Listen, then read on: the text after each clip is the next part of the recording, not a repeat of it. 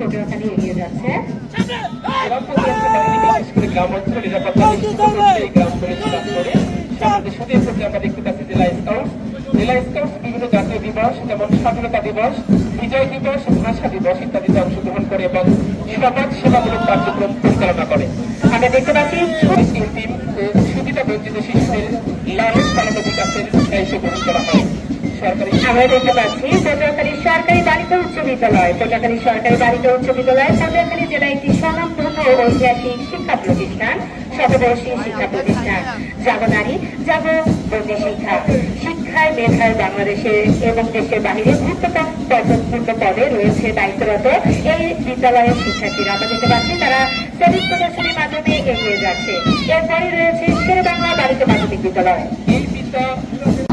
তারা বাংলাদেশের জাতীয় পতাকার রং ধারণ করে এগিয়ে যাচ্ছে আমাদের অভিভাবক মঞ্চে দিকে এবং তারা সেলিট প্রদর্শনীর মাধ্যমে এগিয়ে যাচ্ছে। আমাদের সম্মিলিত অতিথি প্রধানমন্ত্রী মহোদয় এবং গুরুত্বপূর্ণ মহোদয় তাদের আমাদের প্রধানমন্ত্রী ছোট শিক্ষার্থী রয়েছে অনুগ্রহ করেছেন।